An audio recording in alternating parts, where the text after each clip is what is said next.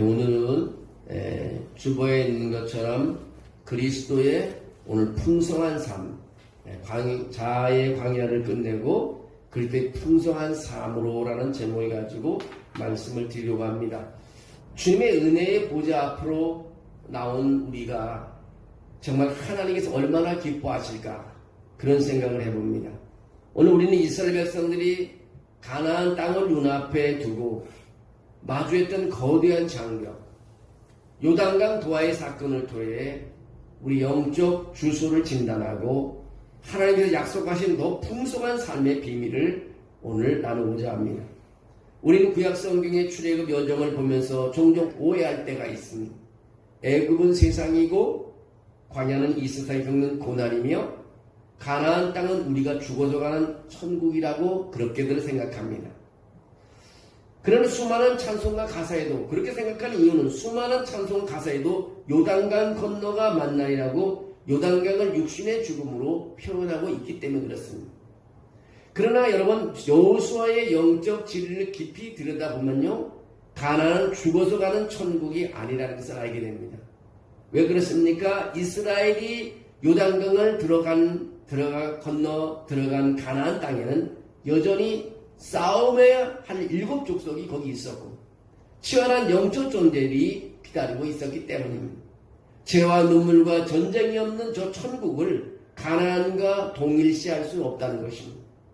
그렇다면 요단강을 건넌다는 것은 구체적으로 무엇을 의미할까요? 성경은 우리에게 두 가지 결정적인 역사를 보여줍니다. 그 하나는 모세를 통해 홍해를 건넌 사건이고 다른 하나는 여호수아를 통해 요단강을 건넌 사건입니다. 이 두 사건은 영적으로 서로를 보완하는 밀접한 관계에 있습니다. 첫째, 홍해를 건넌 것은요 무엇을 의미하나 새로운 탄생을 의미합니다. 이스라엘이 애굽의 압제와 바로왕의 종로로서도 건짐을 받아 하나님의 백성으로 첫걸음을 뗀 사건을 말하는 것입니다. 영적으로 보면요 예수 그리스도의 십자가가 보혈로 죄의 형벌과 사단의 결병으로서 해방되어 구원받는 단계라고 말할 수 있습니다. 두 번째 요단강을 건넌 사건은요 성장의 단계를 말합니다. 자아중심의 삶을 끝내고 이제 내 멋대로의 삶을 끝내고 그리스도가 중심이 되는 승리의 삶으로 진입하는 것을 뜻하고 있습니다. 구원받은 성도가 광야 같은 세상에서 내 힘과 내 노력으로 율법을 지키려다가 늘 넘어지고 실패하는 삶을 살게 됩니다. 그래서 우리는 이제는 가나안으로 들어가는 사람들은 불평이 있어서는 안 됩니다. 왜냐하면 내 안에 살아계신 그리스도를 온전히 신뢰함으로 죄의 문턱을 넘기 때문에 그렇습니다. 영어의 더 풍성한 삶은 more abundant life라고 말하고 있습니다.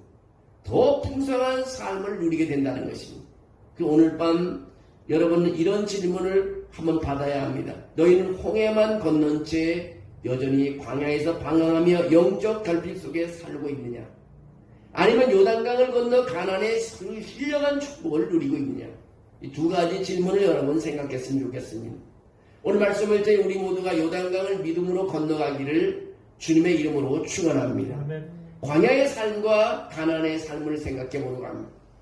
광야의 삶은 자아의 삶이고 가나안의 삶은 믿음 중심의 삶입니다. 에베소 1장 3절에 그런 말씀이 있습니다. 찬송하리로다 하나님 우리 주 예수 그리스도의 아버지께서 그리스도 안에서 하늘에 속한 모든 신령한 복을 우리에게 주시되라고 말합니다. 에베소 1장 3절에 하나님께서 이미 그리스도 예수 안에서 하늘에 속한 모든 신령한 복을 우리에게 주셨다고 선포하고 있습니다. 이 복은 결코 부족함이 없는 풍성한 복을 말합니다. 그리스도께서는 우리를 죄악 세상에서 이끌어내셨을 뿐만 아니라 그분의 풍성한 은혜의 영토 안으로 우리를 이끄셨다는 것을 알게 됩니다. 그런데 왜 많은 그리스도인들이 구원을 받았다고 하면서 삶 속에서 기쁨이 없고 염려와 근심에 찌들어 원망과 불평을 쏟아내며 살아가고 있을까요? 그것은 육신은 광야에 머물러 아직도 있다는 것입니다. 가나안의 풍성함을 전혀 누리지 못하고 있기 때문에 가나안으로 들어가는 것이 아닙니다.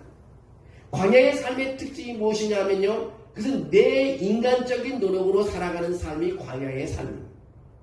내가 열심히 율법을 지켜야지, 내가 착하게 살아야지, 내 인격으로 참아야지. 내 자아가 살아있는 동안에는요, 백전백패할 수밖에 없다는 것입니다. 내가 한다는 것은 다 실패작입니다. 조금만 힘들면 불평이 터져 나오고요.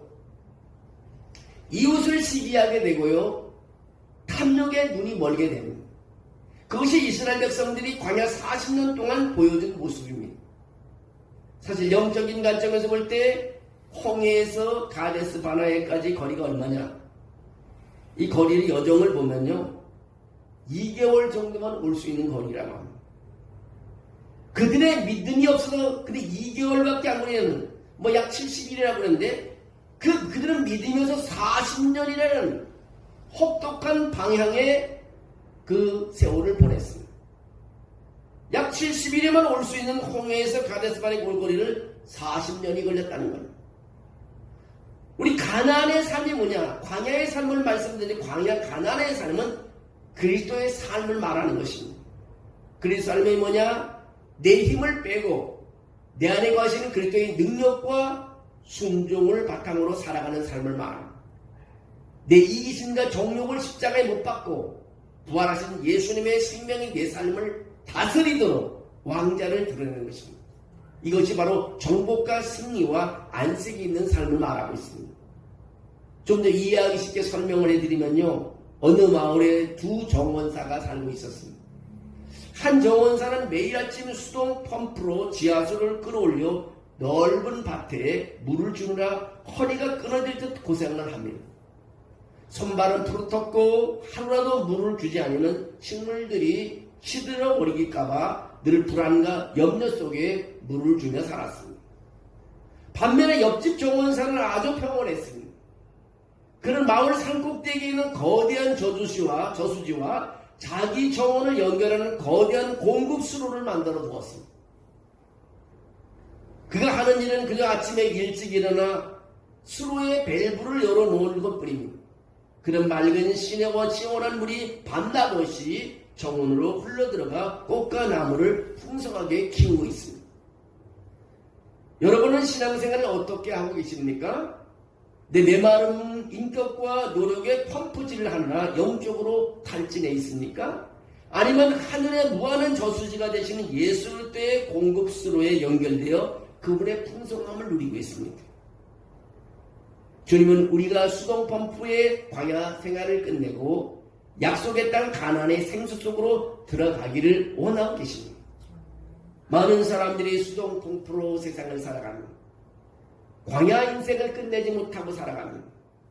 그러나 우리 약속의 땅 가나안의 생수 속으로 들어가는 삶을 살아야 안정이 있고 평안이 있고 기쁨이 있고 행복이 있고 불평이 없습니다. 성화란 구별되는 것을 말하고 있습니다. 우리가 광야를 지나 요단강을 건너 가나안으로 들어가는 이 과정을 신학적인 용어로 sanctification이라 해서 성화라고 말을 합니다. 성화의 본질을 아주 명확하게 정의하자면 무슨 뜻이냐면, 성화라는 본질적으로 어떠한 상태로부터 분리되어 다른 어떠한 상태로 옮겨지는 것을 말하고 있습니다. 이스라엘 백성들은 홍해를 건널 때의 종살이와 속박의 삶으로부터 분리되었습니다. 그리고 요단강을 건널 때 이미 축복과 성별의 삶으로 구별되어 들어갔습니다. 성화란 단순히 도덕적으로 조금 더 착해지는 수준이 아닙니다. 내가 서 있는 영적 영토가 바뀌는 것입니다. 나 중심의 이기적인 삶에서 그리스도 중심의 거룩한 삶으로 내 존재의 소속이 완전히 이동하는 것을 말하고 있습니다. 우리가 예수 그리스도를 믿고 구원받을 때요, 영적인 출생은 단번에 일어나는 것입니다. 여러분은 영적으로 다시 태어나지 않는 상태로 되돌아갈 수 없습니다. 거듭난 이후에 가나안의 축복을 누리며 성화의 삶을 사는가, 아니면 광야에서 불평하며 영적 거주로 사는가, 우리의 믿음 선택에 달려있다는 것입니다. 많은 성도들의 영적 전진을 미루고 있습니다. 앞으로 나가기를 두려워합니다. 이스라엘이 홍해를 건너는 요단강을 건너기까지 40년이 걸린 것처럼 구원받은 지 수십 년이 지났음에도 불구하고 여전히 영적 악의 상태에 머물러 성장의 기쁨을 누리지 못하는 이들이 너무나 많다는 것입니다. 우리가 여호수아를 한 줄 한 줄 자세히 읽어보면 내가 어디에 머물러 있는지를 알고 있습니다. 우리는 이제는 광야의 불평을 떨쳐버리고 가나안의 영적 기쁨을 우리는 얻어야 합니다. 옛 구습의 불신앙, 나 중심의 고집스러운 영적 광야를 과감히 청산하고 성화의 강을 건너 나의 영토를 바꿔버려야 됩니다. 내가 불평의 영토에서 기쁨의 영토로 바꿔버려야 됩니다. 그럼 우리는 불평하지 않게 됩니다. 마가복음 11장 22절에 예수님께서 그렇게 말씀합니다. 하나님을 믿으라고 말합니다. 누구든지 이 산더러 들려 바다에 던지라면 그 말하는 것이 이룬 줄 믿으면 그대로 이루어진다는 것입니다. 여러분 앞을 가로막은 난공불락의 노당강이 보입니까? 가정의 문제, 물질의 장벽, 영적인 침체, 굳어진 옛 자아의 습관들이 홍수 때처럼 넘칠거리고 있을지 모릅니다. 그러나 주님은 말씀하십니다. 하나님을 믿으라고 말합니다. 확신해가지고 하나님을 바라볼 때 저 산이 바다에 던져질 것이고 요단강은 갈라진다는 것입니다. 그래서 우리 하나님을 믿는 것입니다. 많은 사람들이 하나님을 믿는다고 하고 그 다음에 이런 앞으로의 산이 바다로 던져진다는 그런 믿음, 하나님이 이루어진다는 것을 믿지 못하게 되면 우리 아직도 광야에 머물러 있게 된다는 것입니다. 우리 뒤에 있는 광야의 실패와 상처를 이제는 잊어버리고 앞에 있는 그리스도의 표대를 향해 나아가기를 우리는 결단해야 됩니다.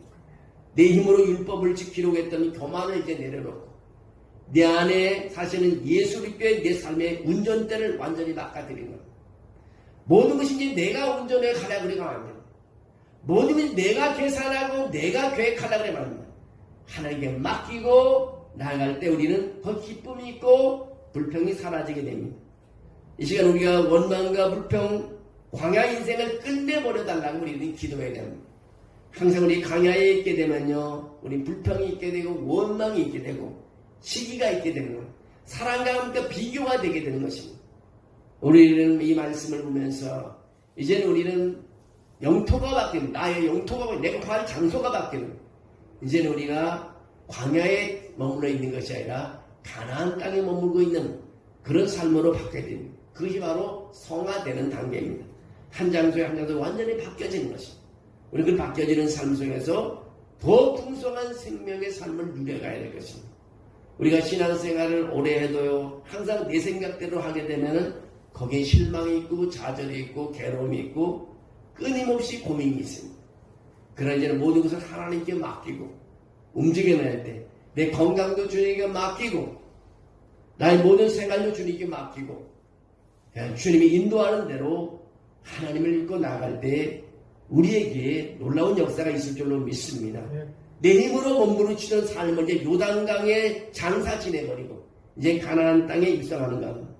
내 안에 살아계신 주님의 능력으로 모든 우리의 원수를 이겨버리고 우리 거룩함을 이루며 약속하신 풍성한 생명을 누리는 가나안의 주인공이 되어야 된다는 것입니다.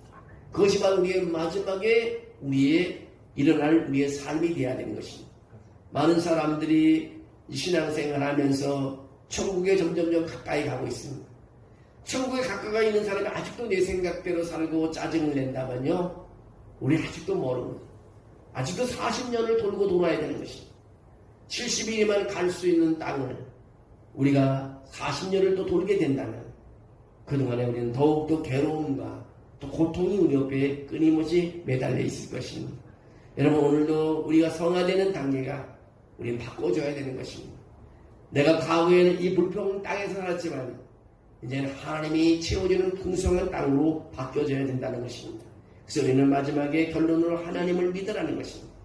하나님을 믿게 된다면 우리는 가정의 문제, 물질의 장벽, 영적인 침체, 내 자아의 모든 습관들이 우리가 두려워하지 않냐고 이제는 우리는 기쁨으로 바꿔줄 수 있는 삶을 우리에게 허락해 주는 것입니다.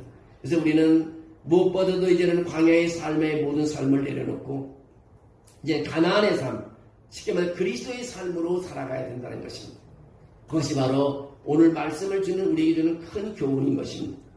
여러분의 생활 속에도 광야에서 내 중심적으로 살면서 짜증내지 말고 이제 가난의 삶으로 믿음 중심으로 살아가면서 여러분의 삶이 행복한 삶이 되기를 주의 이름으로 축원합니다. 그리스도 예수 안에서 하늘에 속한 모든 신령한 복을 우리에게 주었다고 말하고 있습니다. 그래서 오늘 제목이 뭡니까? 더 풍성한 삶을 누릴 수 있는 것이다. 더 풍성한 삶을 바라보면서 다시 뒤돌아서지 않는 삶이 되어야 된다는 교훈을 우리에게 주고 있습니다.